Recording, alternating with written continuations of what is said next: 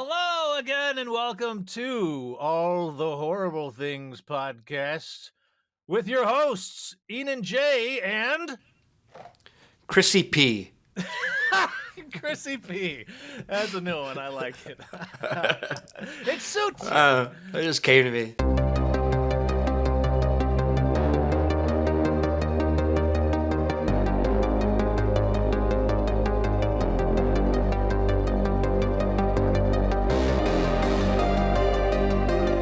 Very nice. What sweatshirt are you wearing there? I see some fair. Yeah, this is the old Hollywood magazine, the famous Monsters of Filmland. Oh, very nice. You know, this Very was nice the indeed. magazine before Fangoria, and Oh, wow. yeah, Well, cool. just supporting You're representing. monsters. Yeah, Well, why don't we tell our lovely listeners what we're doing today on episode 3? I think you had come up with this really brilliant idea of mentioning, because Sundance is currently going on. Yeah. What are the horror films that are getting buzz? What we're most excited about that's premiering at Sundance, and when we might expect to see them? Yeah, exactly. I felt like this might be a good opportunity to essentially talk about all that's glittering, with all this awards ceremonies going around. You want to be walking away with one of those beautiful awards that are shimmering. So I figured in this episode we could talk about what's going down at Sundance horror-wise, and then maybe what's glittering for free in the world of streams and the YouTubes. Absolutely. And then finally, just to kind of like represent where we're coming from, give people more of a taste of our horror proclivities, each talk about one or two of our all-time favorite unsung gems that are those diamonds in the rough that people might not have caught that we'd like to share with y'all. Absolutely. That sounds fantastic. And before we get into it, I wanted to mention, in our first episode, we were talking about A Quiet Place. Did Yes. you see? I guessed that John Krasinski was going to exit the franchise, and a new director. They just announced that the director who did Pig will be doing the third installment. Oh, so, that's exciting, especially so we're onto given something here. Pig had such horror vibes while still Yeah. being this kind of thriller drama. So I'm really excited to see this director. Do you know his name offhand? I don't remember Playing offhand. with more horror tropes. I think he'd do a really great job of that. Yeah. I'm sure Krasinski's going to stay on as a producer, though. Oh, most definitely. I think it's safe to say that this is still his franchise. Yeah. Well, that's good. Yeah. That's exciting. I'm glad to Yeah. hear it. And we still got the same people coming back? Is Emily Blunt going to be back with the kid? I don't believe any plot details or character Oh. details have mentioned. I bet you it's going to be a whole other family, Kind of like what they did with The Walking Dead when they ran out of ideas. They're like, hey, let's focus on a different group. Yeah. Fear of the Quiet Place is ahead of us, is what you're saying. Yes. Okay. I'll cross my fingers for it, but I did like what that director can do. So Yeah, that is pretty definitely. exciting. It's got to live on. That franchise has a lot of hope. A lot of hope, A lot of and not potential. just within the horror. For horror fans, it's got a great sci-fi spin to it. So yeah, True. Very true. I look forward to that. Well, first, why don't we do a quick rundown of the 8 horror titles that are actually going to be debuting at or have debuted at Sundance 2022, and then we are each going to talk about 2. So you want to Yeah. go back and forth mentioning the ones we're not going to talk about? Sure. The first one here that we're not going to discuss, but it looked really interesting. I am curious to see. It's called Fresh, and it actually sounds like something Chris and myself have kind of dabbled writing about in the past, which is the dating apps and how things can go kind of askew when you're meeting someone that you really don't know who they are. They're a stranger, and things kind of turn horrible. And Fresh is it's pointing to ultimately the cuisine in the film being something horrific. I'm going to leave it there. I didn't want to dig too much into it because for the most part, I like going into movies not knowing too much. Yeah. But I'm yeah. getting the sense we might have some cannibalisms. Oh, hopefully. I mean, what a bizarre idea. If you were to tell somebody in the 80s what people in the future would be doing as far as dating goes, they'd be like, I'm not going to meet a stranger. I'll get murdered. It is otherworldly. That being said, it works for me. So Yeah. Oh, yeah. Same here. So it definitely worked. Have you seen another one of the films on this list? The photo is everywhere. It's for the movie Hatching. Oh, I'm going to talk about Hatching. Okay. That's one of my two. I'm super stoked That's for right. Hatching. I can't wait to talk a little bit more in detail about what's going to go on with that one. But you're right. The picture looks phenomenal. You got a big old dinosaur looking egg on there. And yeah, I'm pumped for that one. I mean, I've done no research on it because I knew you would be talking about it. And I just wanted to ask, like, what is going on with that actual image? Like, do you know what that is? I do. And I'll give you a sense of what it is. Not entirely. I know what comes out of it initially. But I guess one of the big twists is what it turns into. So we'll talk more about that. But the other one I've seen popped up a lot that we're not going to talk about is the Nanny, which is supposed to be pretty outstanding. And we got like a paranormal ghost sort of thing going on here with a woman who's been tasked to watch kids, and then things go, also, spooky on her. Yeah, just terrifying plot right there of another, just introducing a stranger into your close-knit family circle. I mean, true. And the kids could be psychos themselves. We don't know what's, we don't know who is going to be. I mean, very excited for that as well. What is the I need to pull up the list. The photo is with Numi. Oh yes, that's the other one I'm going to talk about, which I absolutely am pumped for, called You Won't Be Alone. Which, yes, Numi is one of the stars, but in a way she's also not. So I'll talk more about that. Okay, when you get to when we dig deep. Yeah, you can't go wrong with Numi. Everything she's been doing lately has been pretty badass. Yeah, seriously. Of course, for those who don't know Numi Rapace, she's the main character in Prometheus. That's right. That's right. Dr. Shaw in Prometheus, which I think is probably her most notable role to date. Yeah, I think you're right. I think she's still one of those names, and we'll talk about this more, that people might recognize but maybe not put the face to it. And what a fantastic actor who's done so many different genres that you've most likely seen her in something, or she's in one of the. In our last one, we were talking about a great one that she was in. Do you remember the name of it? Was it her and her husband trying to kill each other? The actor-director? Yeah, that was The Trip? The Trip, indeed. Yeah. And that was in her native tongue, but she also does English language movies. And, of course, she's the star of Lamb, too, which we talked heavily about in the first episode. Again, just you've definitely seen her in something. I kind of feel like she started off in the tattoo, the girl with the dragon tattoo. Am I wrong there? You're not talking about the main girl, right? Because that is one of the Roonies. That's Mara Rooney. Oh, that's right. That's right. But they do have a similar look. They do. I'm just always so impressed with Numi because she has to speak like 4 or 5 different languages. Yeah. No, she seems like creepy bright almost, which is why I'm really excited for this one where she gets to play a witch. We'll talk more about that. Yes. So a couple other ones we're going to bounce over. I was going to talk about, just off the list, was not one of my two, but Speak No Evil. Oh, yeah. What's the deal with that one? It looks like that Shudder has already picked it up immediately, which is something else I think we should talk about with these festival movies, is that now that you've got like Shudder as one of the major platforms, you might be able to see these movies even faster than some of the other ones that are doing theatrical release, which is, I think, something that plays really well into the horror genre. Not everything is going to do well on the big screen. Right, especially foreign horror, too. Exactly. So they'll go straight to... Well, they used to just go straight to 1,000 different apps, but thank God there's something like Shudder now that... can give it not just the release it deserves, but like also be able to promote it. Right.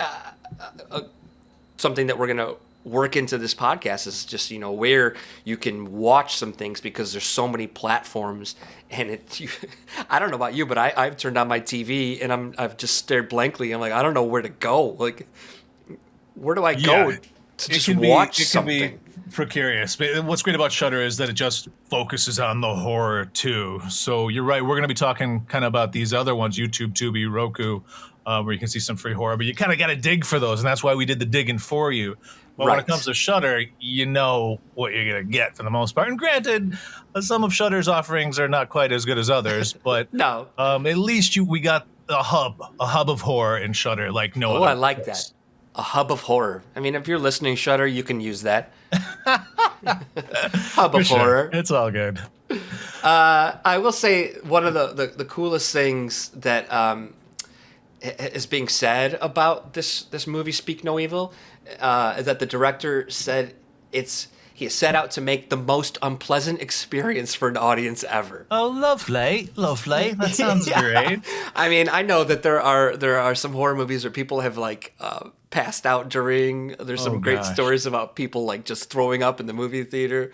So I'm really curious to see what I don't know much about the plot, but when someone set out to make an unpleasant movie, an experience that's really intriguing to me. It is. And I read a little bit about it, and it did sound really good. It kind of reminded me like a super horrific Burbs, the sense I was getting from it. I know it deals with two families, and one kind of is betraying the other one, and the other one's trying not to completely be destroyed by the other family. But I was getting, from the little I've read about it, like a Burbs squared with way more blood and less creepy redheads. Yeah, which I believe it's a Danish film, and again, just more and more coming out of Europe with some really great, to borrow a term from Scream, elevated horror. Elevated horror, indeed. Elevated horror. Deeper meanings, less corn syrup, and more existential despair. Can I ask you about that really quick? I've seen a lot of people in the last week, even since we posted our episode about Scream, is that a lot of people take the terms elevated horror as a negative thing.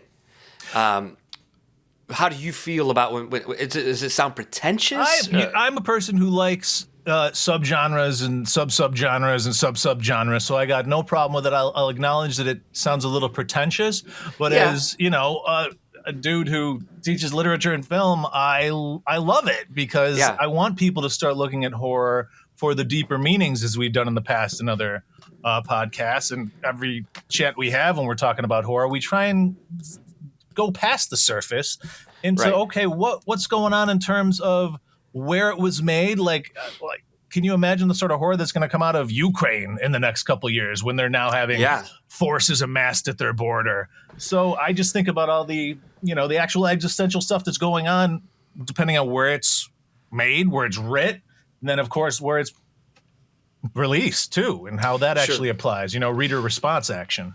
Yeah, and I am also someone who thinks that there's a place for elevated horror, especially you're talking about like social commentary. Jordan Peele is somebody who I think that they associate with as one of the most popular directors within elevated horror. But he's got some amazing stories to tell. He's using film to talk about issues that are clearly major issues within our society. So yes, he's the master of social injustice horror. If you would ask me. Well said. And so when I saw people saying, I saw somebody tweet, "Don't ever use the words elevated horror with me," and I thought that was a bit like closed-minded. Well, my favorite people are the people that tell me what I can and can't say. So right. Get this guy's number to me immediately because I need him as a friend. Clearly, he sounds like a real gem. Since this is the gem episode. This is all that glitters. But I got no problem with it. Any reason for people to talk more about horror, I'm all for, even if it's bringing a little bit of controversy in how we use the nomenclature. Who cares? Yeah. I'm all for it. Yeah. I know that there are some more on this list. Oh, yeah, Watcher was another one. Have you heard of Watcher? Watcher is one of the ones I'm going to be talking about. Oh, you're going to talk about Watcher. But, okay, I mean, good. I think this is a good time to just jump in to our films because... Sure, yeah, let's do it. I don't want to cut you off. I want to hear what you have to say about Watcher. Oh no, I was curious how, since it is one of the ones that you focused on, how did you categorize it? Because when I was just trying to do rudimentary categorizations, I kind of put Yeah. it as like a MDK, like murder, death, kill. It Yeah. doesn't seem like there's any supernatural stuff going on in it, right? Correct. I would describe The Watcher is kind of psychological. It's about a girl and her boyfriend moving into a new apartment, and the actor who we know from It Follows, which is another reason why when I just even saw this pop up, I thought she played her character brilliantly in It Follows. That I would say this is kind of feels like a Hitchcockian film, if you will, where someone is in fear that they're constantly being watched, that they're being stalked, and I haven't even seen the trailer, and I don't know enough about this to really go into it, but I would have to guess that this movie is going to just be playing on the idea that no one's ever alone anymore, truly, because of social media and the way we connect in our society now, that you're kind of always being watched, especially if you put yourself out there, that everyone's eyes are on you, which can be, And terrifying. ears. I mean, you got the Alexas, you got the Ribbits. That's just the way it goes. Yeah. Yeah, that's exactly it. So to answer your question, I would have said psychological, but also, yeah, murder, death, kill. I don't know what level of horror this is going to be at as far as actual death scenes, or is this just one of those sends chills up your spine the entire movie, and like when you walk out of the movie and you're headed home, are you going to feel like you're being watched?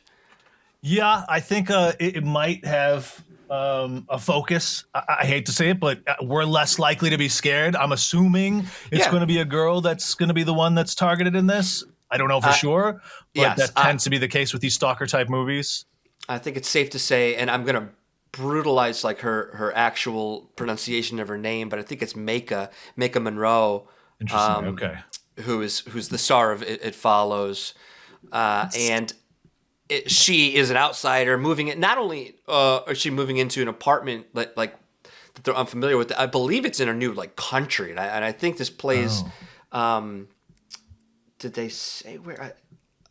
I think it takes place in Eastern Europe. Ooh. Yeah, and they're kind of like saying, it's got like That's where the Transylvanian vampires vibes. live. Exactly, that's what they were saying. It's got that whole Eastern Count Dracula feel to it. So Still a little backwards in Eastern, some parts of Eastern Europe. So of course, and Makes sense. that's a whole other topic, is how Hollywood has perceived certain countries. Like there's a really great meme out there that shows what Russia actually looks like and then what we think it looks like, just because of the muted tones that they use in Hollywood to make Russia look like this cold, dark place. or the Ozark. Have you been watching Ozark? That's Yeah. awful blue. It sure Yes. is blue down there in Missouri. Yeah, exactly. All right, it sounds a little like that show You.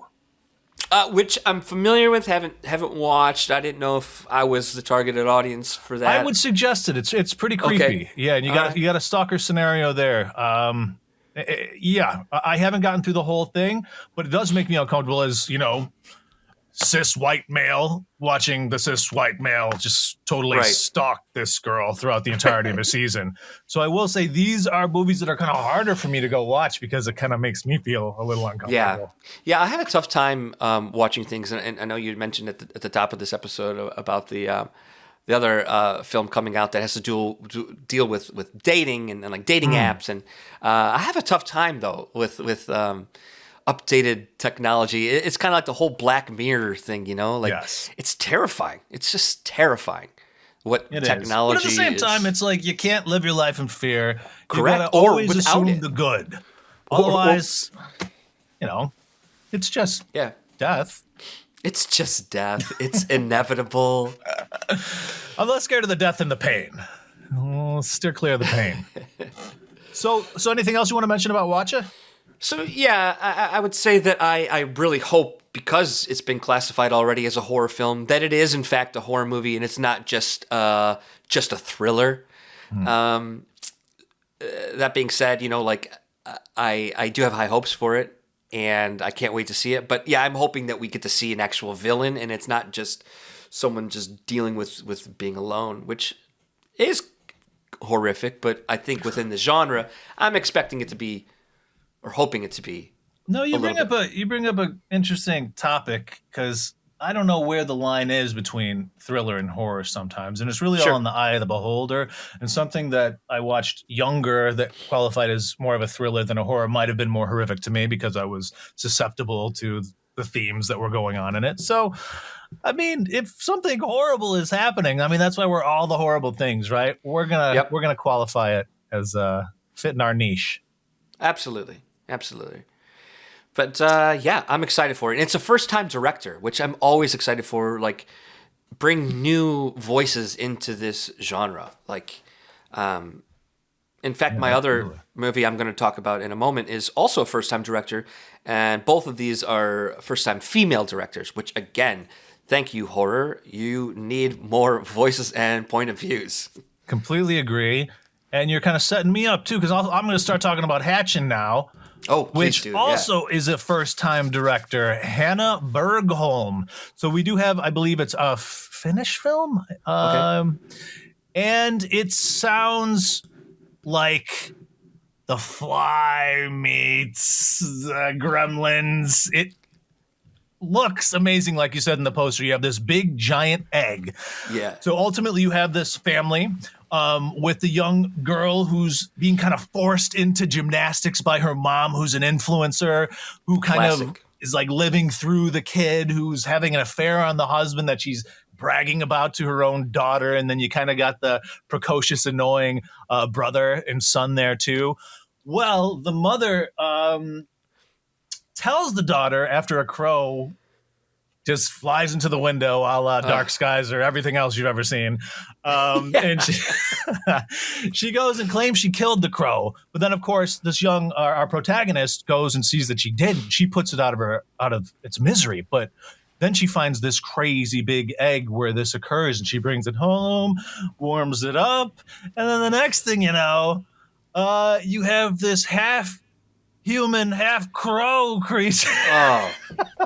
That's now part of the family who's willing to do the bidding of this little girl. Oh, man. It actually reminded me a lot of, I'm not sure, I can't remember the title of it, but it's a Judy Greer like movie that was like in a series, a show, an anthology movie series that came out a couple of years ago, where she gets this little dog that does her biddings, and it's the cutest dog in person, but then it goes out and just murders all of her enemies, the landlord and the ex and all that.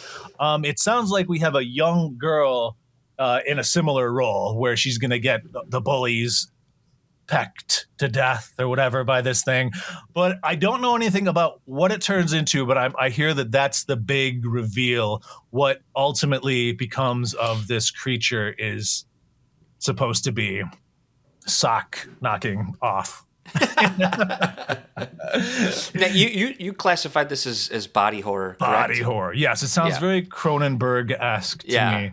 Which I also have a tough time watching body horror. Like, Ooh, I love it. yeah. Especially especially at that age too, because you have such changes going on to like this young woman's body is doing new things, and you don't know what's going on, or you don't have a support system, mom and dads that can actually explain what's going on, then it does take on these different horrific connotations.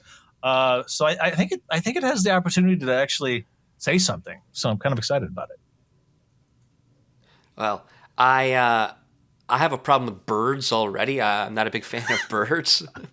This sounds like a real life nightmare for me. So do you have any? Does something happen to you? No, I just don't trust them. I mean, you shouldn't. I've had 2 incidents with birds. Really? Oof. One, I was just laying out in the backyard reading a book, and it was a crow or a raven. It was one black looking bird. Just lands on my ass. Not my ass. It lands on like the side of my shoulder. It was horrific. Like, that's terrifying. You feel its claws for eons after that. And then another time when we were growing up, I remember some sort of bird got down our chimney and then was flying through our house, all over our house. And ultimately, it ended up like underneath my bed. Oh my God! Why birds don't go under beds? That's a messed up bird. And I probably was like 10 or 11. I remember my friend at the time was brave enough to kind of like get a broom and usher it out. But you better believe I was cowering in the corner, sweating Oh man. profusely. I'm not a huge fan of birds. I think they at least have souls. I like fish less because I don't think fish have souls, but I'm with you. Birds can't be trusted. And they No, always they're are an omen to something horrible, too, it seems. exactly, especially when one flies into the window, like in this movie. Oh boy. Oh man. Having said all that, I'm very excited to see that one as well. Indeed. Creature features plus body horror, that's a good combination if you ask me. Yeah, yeah. So my other movie on the list is Piggy. Ooh, not Pig, And which we just no, talked about. no, not Piggy. And this is from a Spanish director, Carlotta Pereda, who, if you haven't already, you can watch the short film that this is based off of. It's about a 13-minute long, Oh, wow. really well shot, written, terrifying short film about bullying, about this little girl who's already, I think, embarrassed to just be in her bathing suit, and these three mean girls show up, and they're just like calling her Piggy, and then they see this other older man, and they're like, "Is that your boyfriend, Piggy?" And they really just sort of like berate her until like she like hides under the water. She pops up from the water, and they put the pool net, the scooper, on her head, and like it causes her no. to start bleeding. It's really, really horrifying to watch how cruel kids can be. Which, bullying is a real serious problem, and this movie really tackles it, this short film. And the thing I'm really excited to see about this being adapted into a feature is how you're going to take such a tight 13-minute story and drag it out to a feature film length, which I imagine is just going to be more and more incidents of bullying. Are you worried it's not going to be executed No, I'm sufficiently? not worried. I'm excited to Okay. see how they're going to Carlotta, how she pulled it off. Because I thought the short was just so perfect. I'm like, how do you take something that's so perfect and expand on it, where it's and not just recycling the same bullying moments over and over and over again, which already are hard enough to watch in the short film. I will say I'm also excited because this other character in the short, the older man, plays an influential role on her, if you will. And I think they're probably going to focus on that relationship a little bit more. And the photo that's going around right now is the main character just covered in blood. I have seen that. And it's very And she's scantily clad, too, is she not? she is in clothing that I wouldn't say scantily clad. I would say that they're not in the photo as fitting. Maybe they have been torn Okay. or All right. something All right. to show you that some sort of violent act has been done to her, or that part of what maybe she has done. Threadbare. Maybe that's the better way to put it. There you go. There you Okay. go. And I just can't wait for this because it's hopefully will have a really good, just message as far as the real problems of bullying, the effect that they can have on younger people, And and may, people. I've been bullied as an adult on occasion, my man. absolutely. I was gonna say though that this this might resonate with adults as well.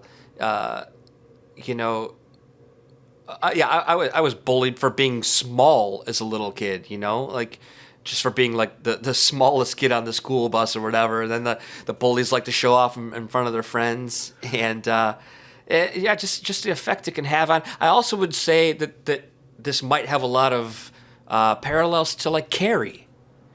Some sort of story about someone being bullied, maybe not to the extent of Carrie's abilities. Right.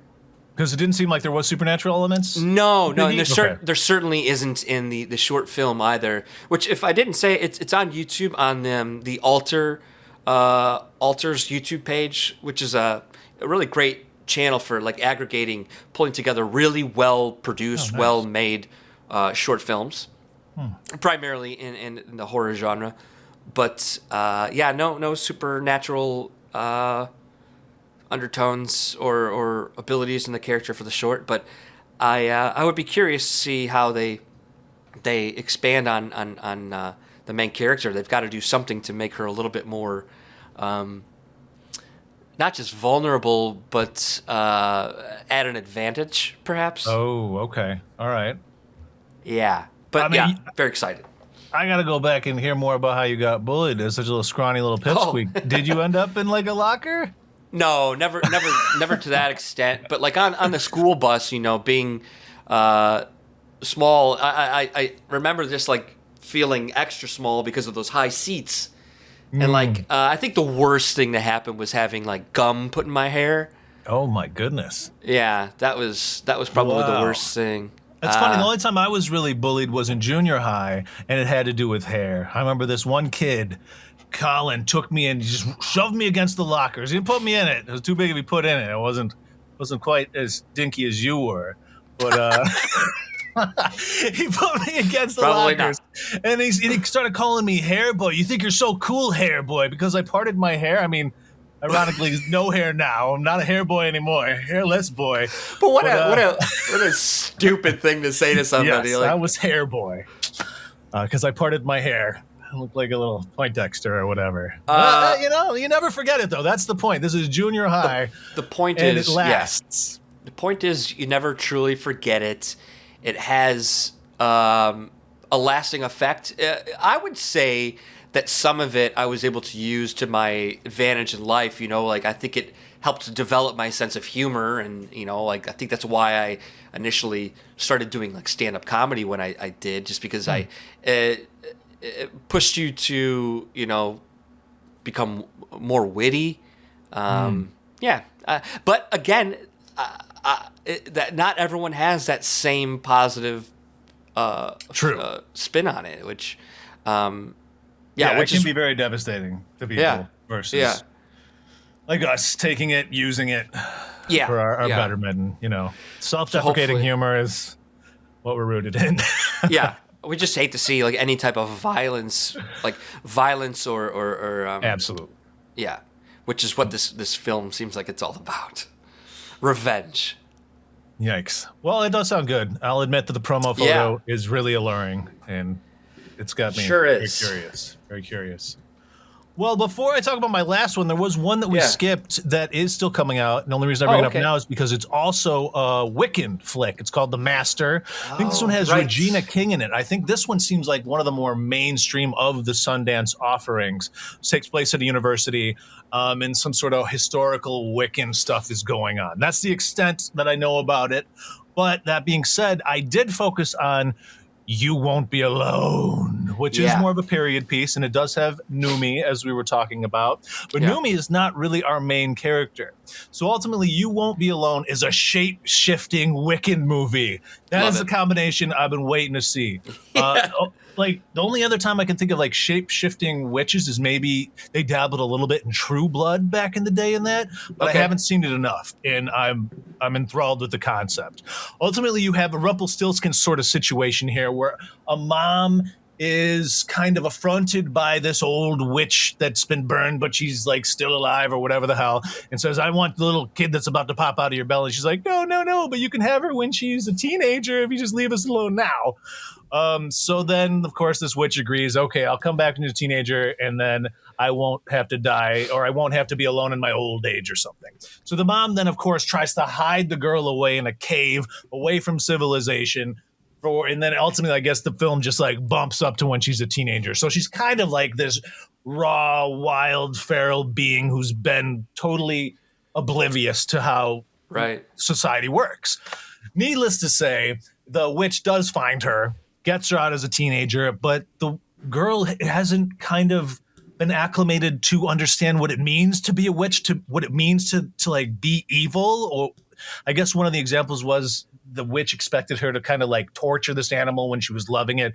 So she Ugh. kind of was having none of the kid, like, whatever, you do your own thing. But she's still a witch. This girl has witch attributes. And she figures out the means to body hop, That's which is cool. very exciting. Yeah. So ultimately, I guess it involves a dead body, and then you have to take some of the organs out of that dead body and put it in your own body, and then you are able to be resurrected within this new person. So I guess the bulk of the movie is all about this essence, soul, whatever this is, of this young woman popping around, getting a sense of what society is after she's been cut off. So imagine like a horrific blast from the past where you got your Brendan Fraser Yeah. as a young woman seeing all this like, oh wow, friends and gender roles too, I guess is a big part of it too, because when she pops Yeah. into the female, she's kind of told to hush down and she's empowered as a man and stuff like that. So to me, it sounds enthralling. And Numi, she's one of the characters that is popped into, but ultimately it is the witch, the young girl witch who pops into her. And of course, during this whole time, you have the older witch who's watching everything she's doing, apparently kind of like pops into her head every once in a while and is Kind of like a telling her. puppet master, if you will. Yes, yeah, I think Yeah. that's the sense I got from it. But Very cool. between the cast, between the look of it, I'm pumped for that one. I think that's going to be at the top of my list for sure. I love witch Definitely. movies too. I mean, I Same. didn't even know Anna Taylor-Joy until she's like hit big this last year was the witch Oh, yeah, until yeah. like she's hit now, and I'm like, oh wow, she did such a good job in that the witch movie from 2016 or 17, whenever that was. That's probably one of the best witch movies ever made. It's elevated horror. I know people think it's pretentious or whatever, but I love No, it. same here, and I too love films about witches. I think it's one of the scarier subgenres. I mean, I think it goes back to just having seen like Wizard of Oz as a little kid. You know, like I think not every movie hits the mark when they actually do a movie about but a witch.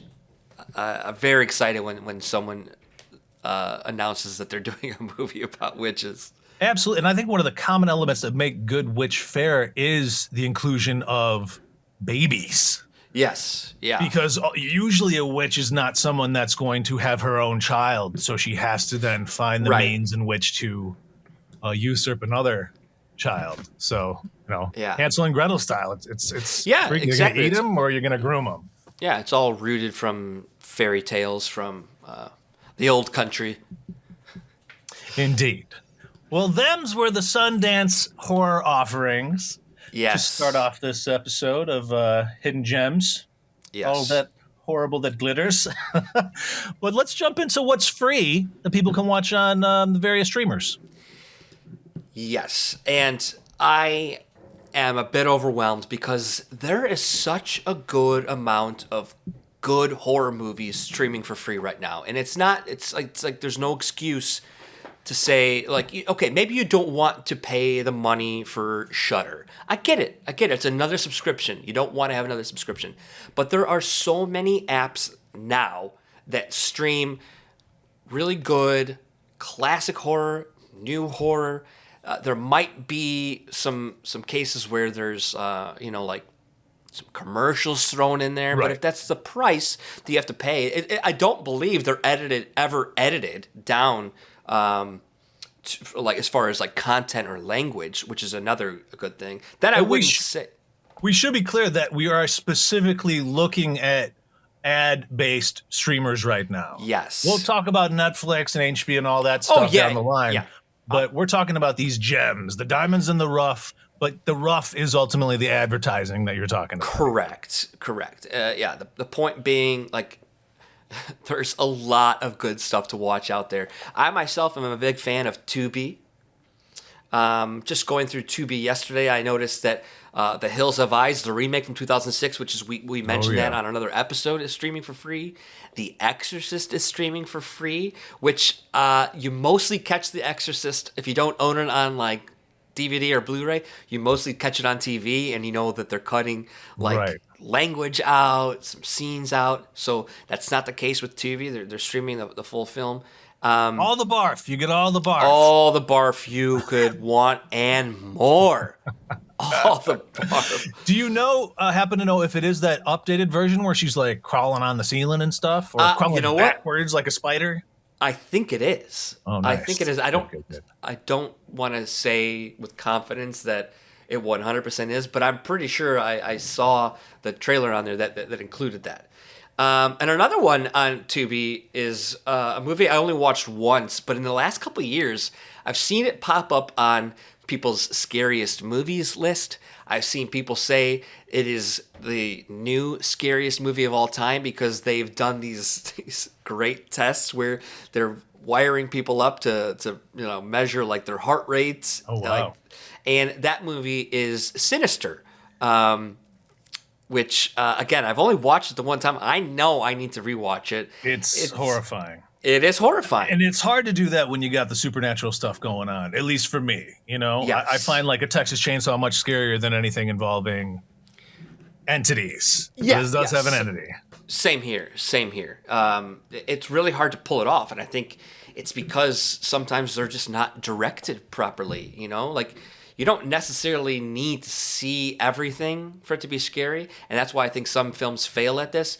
But some of the visuals in Sinister that you get to see, like, kind of stick with you. Yeah, and I think part of what makes that work so well is that it's sticking to the film itself. Film is such a big part of the movie. The home video is involved in it. And this entity kind of sticking to some of the frames in that predated those scenes in It where that happens, which is some of the best moments in It where you get the crazy film stuff. I didn't mean to cut you off. Go ahead. Oh, no. I was just going to say, the last thing I was going to say about Sinister is that it's directed by Scott Derrickson, who is the director who did Doctor Strange. He was going to do the sequel to Doctor Strange and left because of some creative differences, and then he wanted to make another horror movie, and that is, in fact, the movie coming out this year, The Black Phone. Oh, okay. With Ethan Hawke, and Ethan Hawke's in Sinister. But maybe Doctor Strange we got a role reversal there, right? Because ultimately Ethan Hawke is our protagonist in this one. Correct. But in The Black Phone, he's this kind of pedophiliac murderer, right? Yeah, exactly. Yeah. And yeah, that's just some of the stuff on Tubi. There is a lot more. I think that you've even included that the Rob Zombie films are on Indeed, there. yeah. If you haven't caught the Rob Zombie films, are you House talking of a Thousand Corpses, Devil's Rejects. 31 is on there. Yeah.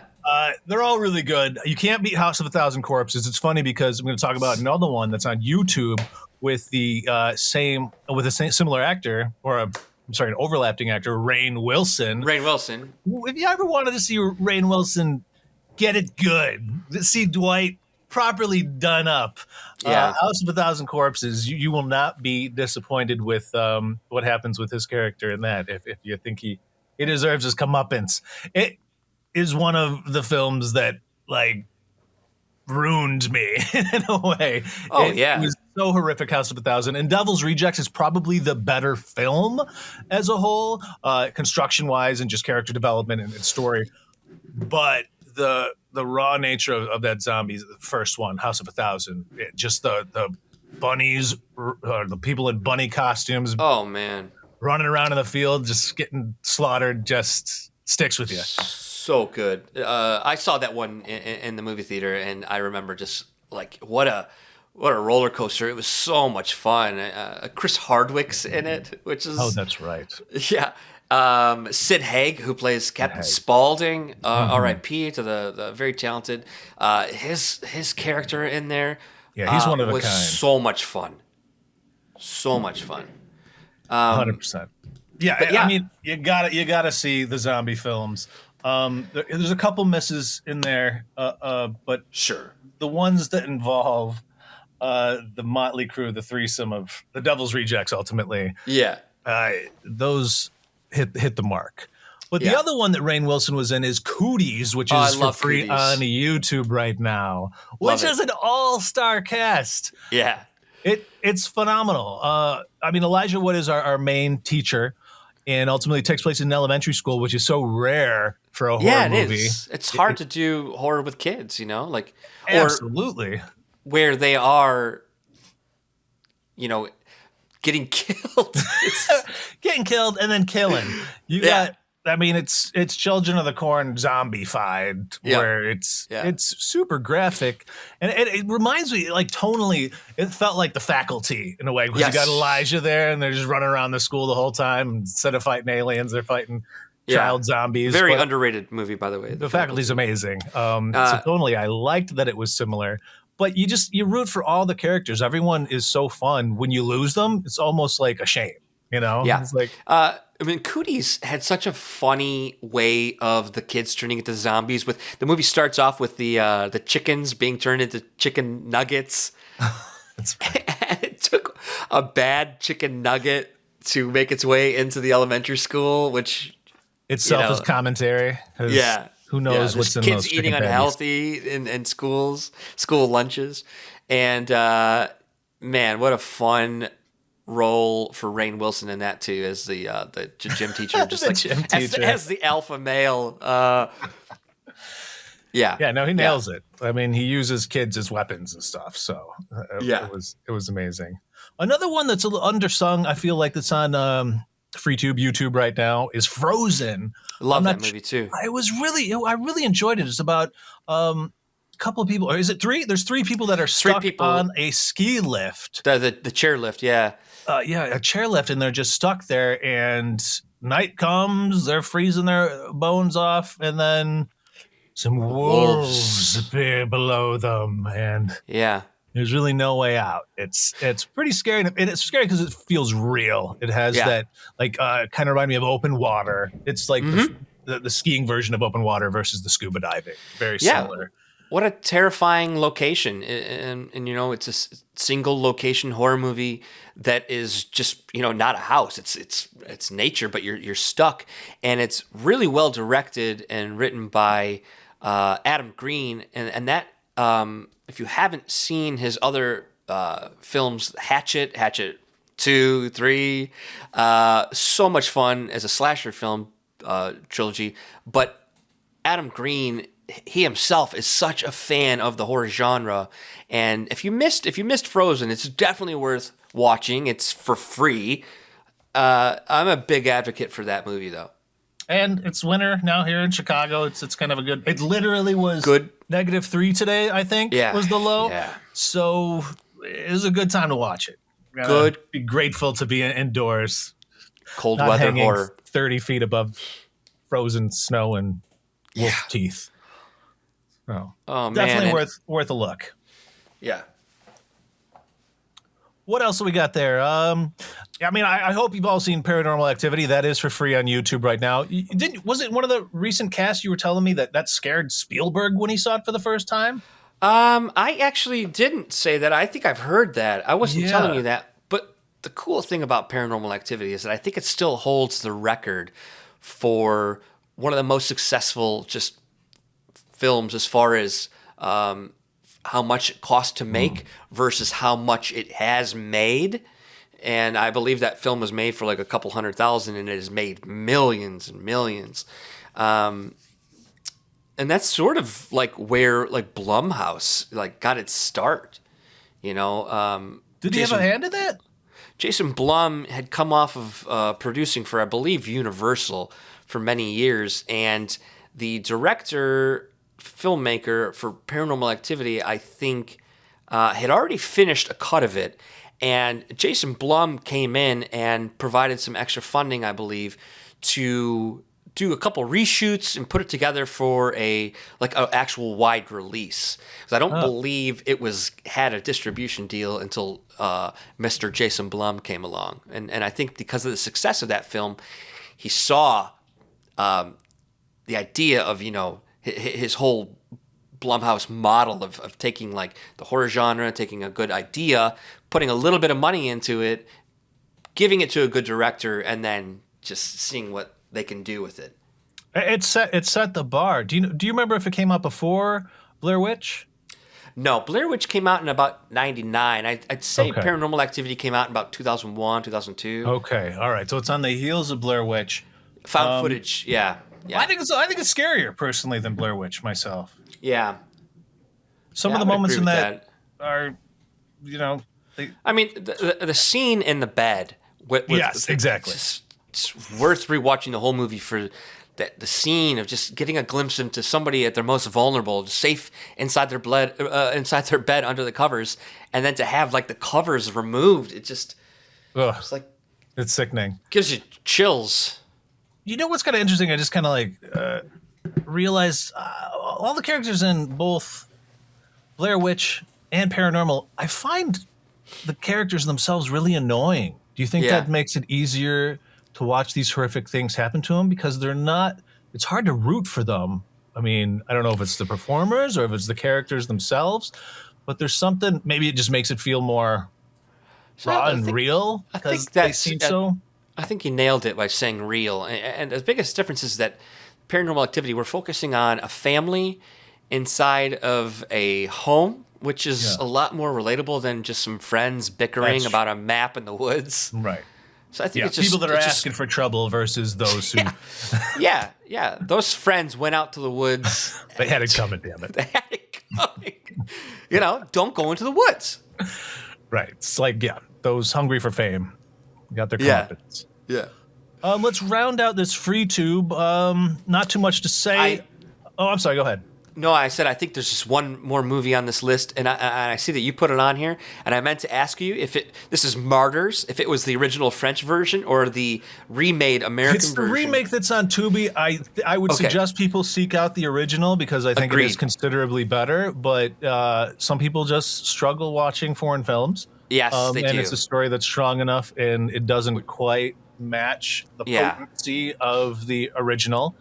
But the themes are there. It's still worth a watch, especially for free. Absolutely. No, I don't disagree with that at all. I was just saying that I think that the French one, Oh yeah.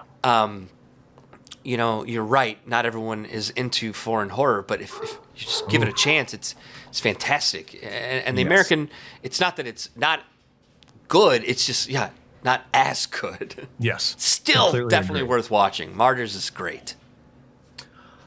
Well, let's move on to, you know what? Let's just each pick one unsung since we are getting close to the hour Okay. mark here. Yeah.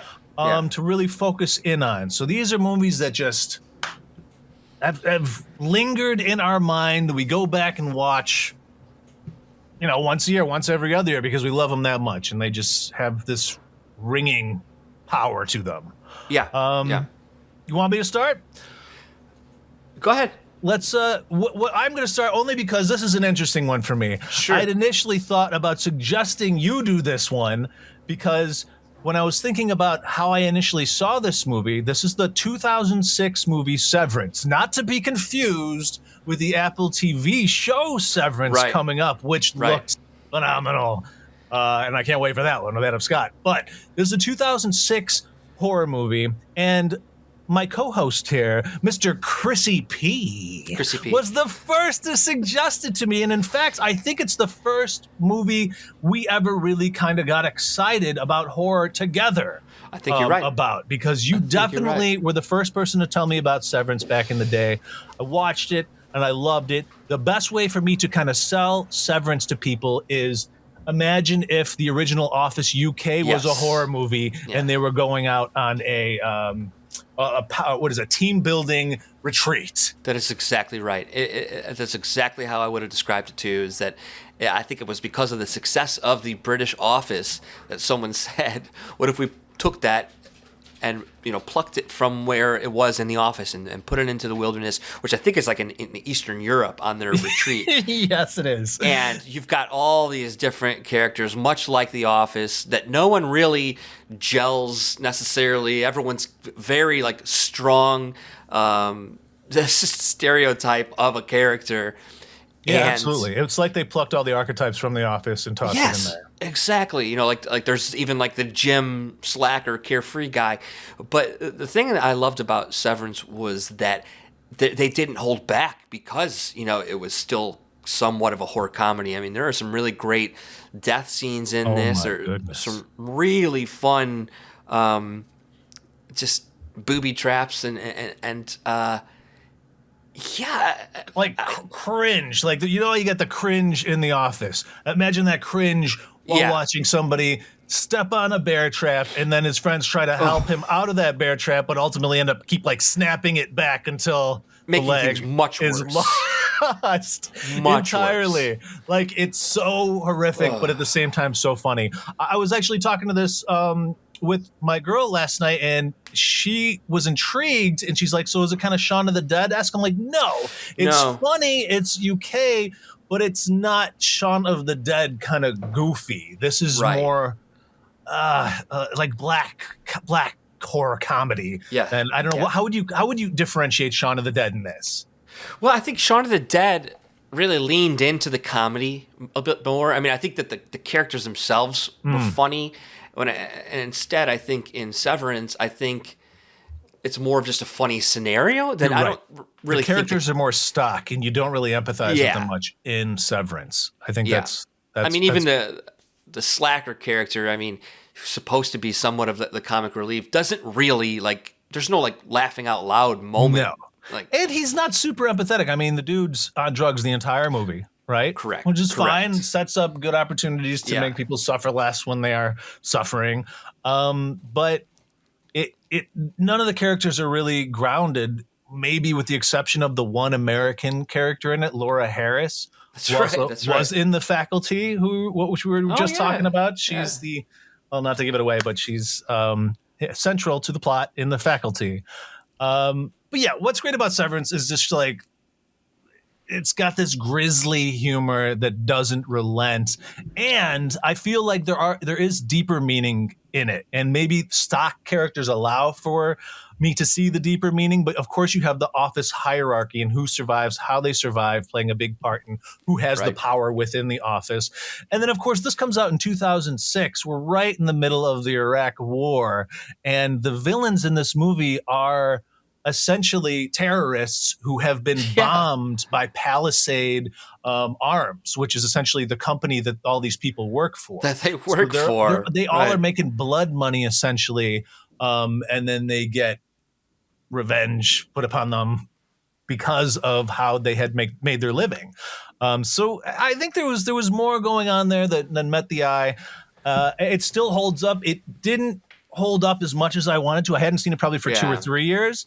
There were some moments that it felt really dated and felt like 2006 in a bad way. Mm-hmm. But as a whole, I think it's pretty interesting, especially the way that it subverts character roles. Yeah, definitely check it out if you haven't seen it already.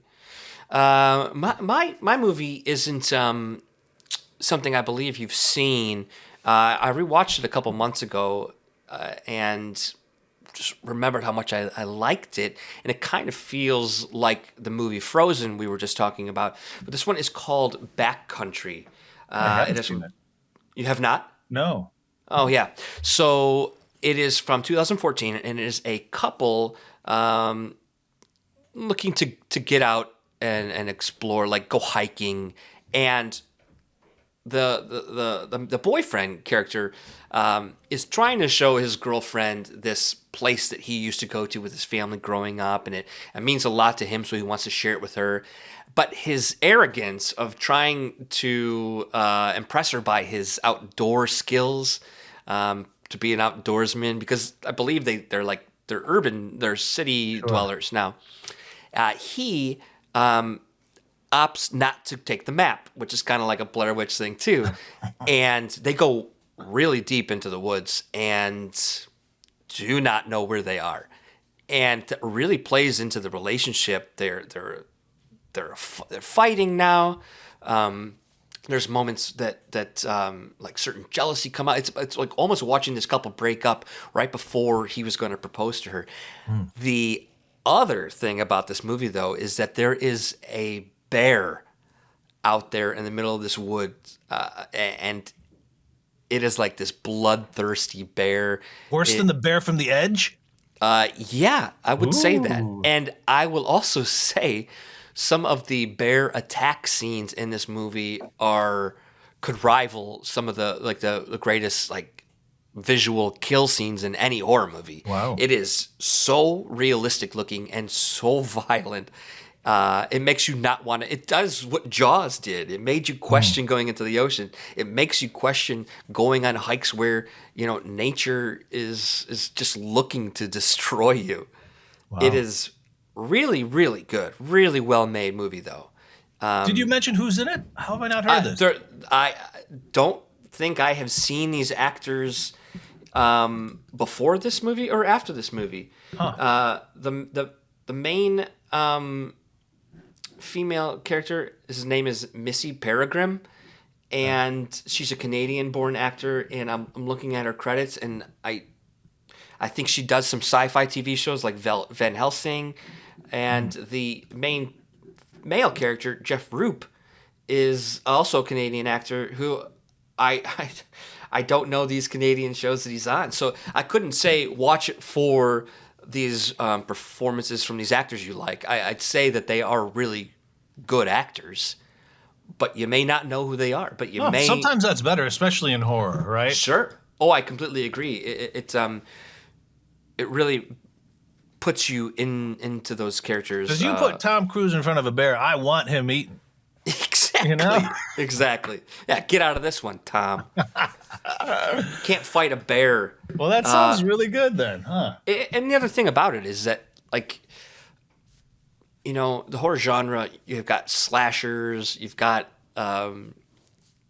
creepy clowns. I haven't seen too many horror movies about, grizzly bears. That's a good point, and they're just as scary as any of them. Yeah. That sounds great. So check it out. That was one of my gems. I'd like to maybe revisit this topic in future episodes. Yeah, absolutely. Because I had another one lined up for the unsung, but we are hitting that hour mark. Yeah. There's one final thing I wanted to mention because I just finished this horror novel today. Oh, yeah, you're by telling me about this. master writer Chuck Palahniuk, the guy who wrote Fight Club and Invisible Monsters. The invention of sound. And without giving too much away, it really taps into kind of what we were talking about earlier, especially with the sinister stuff. There's two leads, but the one I want to mention, especially in all the horrible things, is this woman who's a Foley artist who is tasked with capturing screams for horror I like films. this. Great concept. And the means in which she gets those screams is questionable, to be sure. But what occurs when she gets a scream like no other, and the implications of that scream when played in front of a large, important audience, is ground shaking. I burned through this novel faster than I have any in a very long time. So I'm glad I've revisited Mr. Palahniuk because it really kind of hit, especially after talking about Scream last week, to then read a novel all about harnessing screams that are believable enough to then get a horror film to really take off. And That's really good. I mean, what are the chances that this will become a feature film? It's super grisly, and there may or may not be balls ripped off of one character. So there'd probably have to be a little bit of editing. What happens? But I think it would make a great movie. It really would. It would. Yeah, it sounds like it. Yeah, it sounds like it. Potency. Highly suggested. The invention of sound. Thank you for mentioning that. That sounds great. Hell yeah. Yeah, hopefully I'm going to read more horror as this year goes on so I can share it with the world. Yeah, I need to get back into it. I used to really like reading Jack Ketchum novels. He, in my opinion, set the tone for like Texas Chainsaw and a lot of Wes Craven stuff. So I need to start reading some of his stuff again. Hell yeah. Well, I think we done did it. I think we did. And thank you for listening to us again. Remember to leave a review. That's how we get discovered by other listeners. Follow us on all the social media channels, and we'll catch you next time. Yeah, thanks for listening. Pasta la vista.